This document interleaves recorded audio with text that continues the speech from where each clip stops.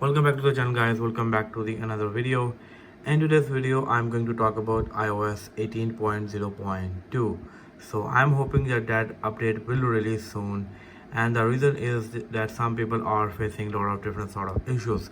So in this video I will talk about the expected date of the iOS 18.0.2, but before that I want to read your comments. So let's get to your comments now.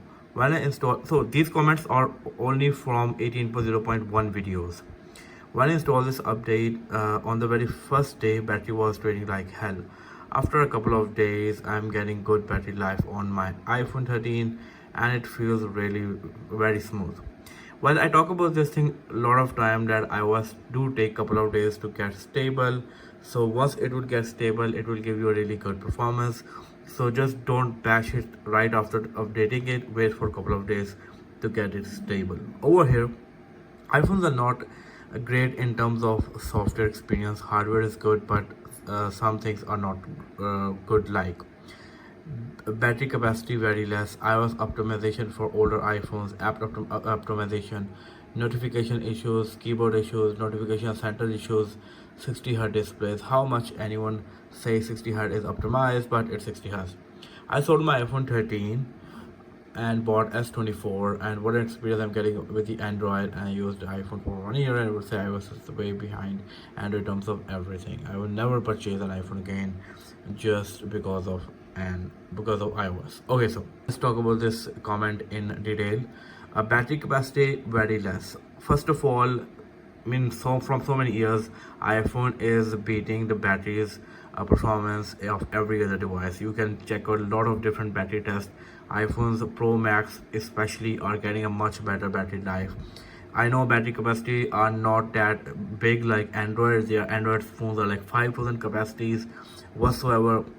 Even my this phone is around 34-3500 capacity, but still they are giving a really good battery performance because of the optimization. So I don't agree with this point over here. iOS optimization for older models. So iOS optimization for older models is decent, but it is way better than the Android one.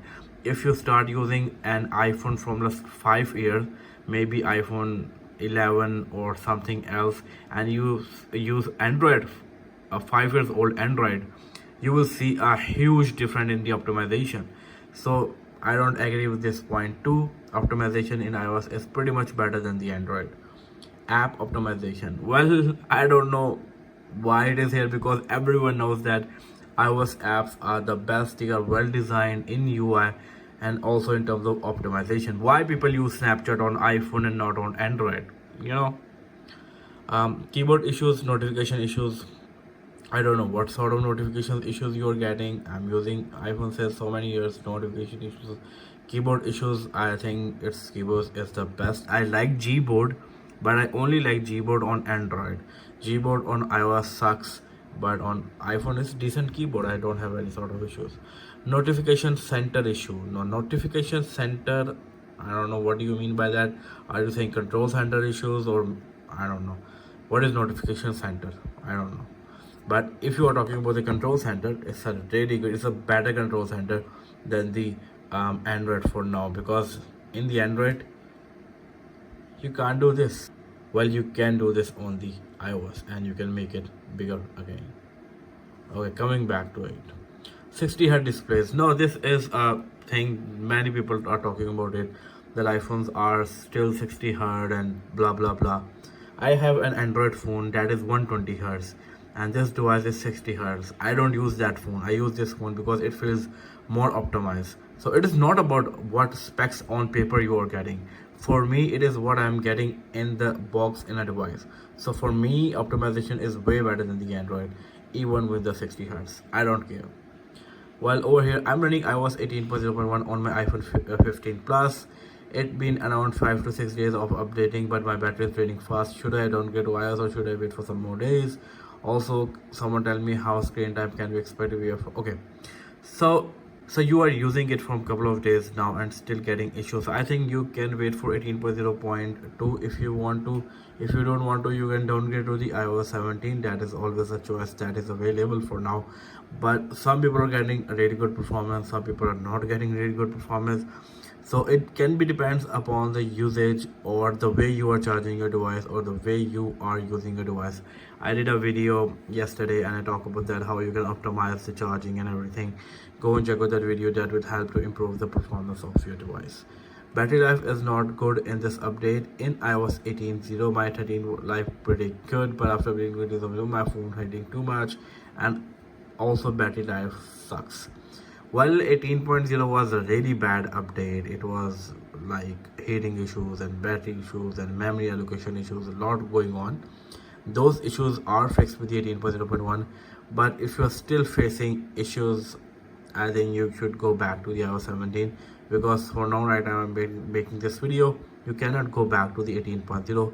Apple stopped signing 18.0, but I still believe it will get better in couple of days. Again, if you haven't checked out my battery optimization video that I posted yesterday, go and check out that video. Okay, this is the same guy who did this comment and bashed the iOS optimization. I just before a couple of days ago, this was his comment. iPhone 13 with 0.1 battery life is great. I tried all iOS versions from 17 to 18, but this is one is great in terms of everything. Performance is quite good. Battery is great. Touch is same as overall. The great update. Apple where they fix memory allocation issue. Hope they merge these patches with the 18.1. While they have merged the patches with the 18.1, the 18.1 beta 6 and public beta 3 include these patches, which is really great, and that is why I'm in the beta 6.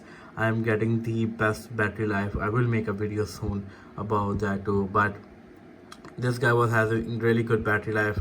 Then I don't know why he get the S24. Also, one thing I missed over here, I sold my iPhone 13 and bought S24. Like, this make no sense to me. iPhone 13 is 3 years old phone. S24 is not so old. So you should buy S21 and then compare it to iPhone 13. Why you are comparing a 3-year-old device with the latest one? Doesn't make sense at all. Anyways, over here, coming back to comments. Okay, that's all from the comments. Now I want to talk about release date of the iOS 18.0.2. So if I go to the history a bit of 15.0.1, and after 15.0.2 came out, it came out after 10 days of 15.0.1, as you can see, 1st October, 11 October. And if I switch a bit to the iOS 17, 16.0.1 here, 16.0.2 here, and it came after 7 days, as you can see, 15 and 22nd September. Over here, 17.0.1 and 17.0.2, it came after 5 days of the 17.0.1. And since 18.0.1 is out, it's been more than 7 to 8 days, I guess. And I'm still hoping that this update, we can see this update in next week somewhere over here. That is what I'm expecting, and I'm hoping that we might get the update. And the performance issues, if anyone is facing, or battery issues if anyone is facing, will get better, will get resolved. That is what I'm expecting from 18.0.1. So what do you think about 18.0.2? Is it coming? Is it not coming? Drop your comments in the comment section below and let me know what your thoughts are.